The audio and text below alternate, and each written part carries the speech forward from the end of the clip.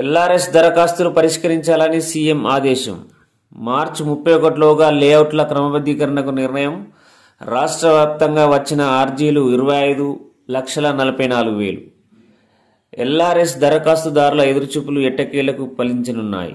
ఈ దరఖాస్తుల విషయంలో రాష్ట్ర ప్రభుత్వం కీలక నిర్ణయం తీసుకుంది. వచ్చే నెల 31వ తేదీలోగా లేఅవుట్లను క్రమబద్ధీకరించాలని నిర్ణయించింది.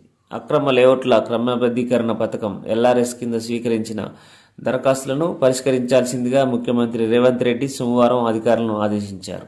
దీంతో 3.5 ఏళ్లుగా పెండింగ్లో ఉన్న దరఖాస్తుల పరిష్కార ప్రక్రియలో కదలిక రానుంది.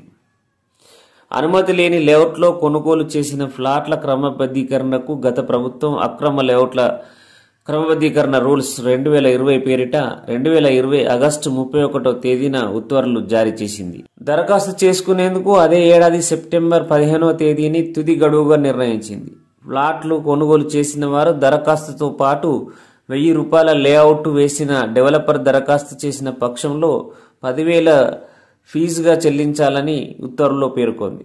రాష్ట్ర వ్యాప్తంగా 25,44,000 దరఖాస్తులు అందాయి. మున్సిపల్ కార్పొరేషన్లో 4,13,000, మున్సిపాలిటీల్లో 10,55,000, పంచాయతీల్లో 10,76,000 ఆర్జీలు వచ్చాయి. అధికారులు పరిష్కార ప్రక్రియ చేపట్టేలోగా హైకోర్టు స్టే ఉత్తర్వులు జారీ చేసింది. అయితే న్యాయస్థానం తుది తీర్పునకు కట్టుబడి ఉంటామని అఫిడవిట్ ఇచ్చిన దరఖాస్తులను పరిష్కరించవచ్చని కూడా న్యాయస్థానం స్పష్టం చేసింది. సుమారు 4,000 మంది దరఖాస్తుదారులు స్వచ్ఛందంగా ముందుకు రావడంతో వారికి అధికారులు అనుమతులు జారీ చేశారు. అఫిడవిట్ ఇచ్చిన దరఖాస్తుదారుల్లో సుమారు 20% మంది ఇళ్ల నిర్మాణానికి అధికారులు అనుమతులు జారీ చేశారు.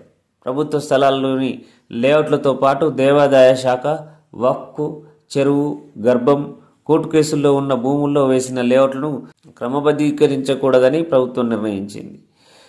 క్షేత్రస్థాయి పరిశీలన తర్వాత సుమారు 20% దరఖాస్తులు అర్హమైనవి కావని అధికారులు గుర్తించారు. ఎల్ఆర్ఎస్ దరఖాస్తులను పరిష్కరించాల్సిందిగా తాజాగా ముఖ్యమంత్రి రేవంత్ రెడ్డి సోమవారం స్వయంగా ఆదేశించడంతో విధి విధానాల రూపకల్పనకు అధికారులు కసరత్తు చేస్తున్నారు.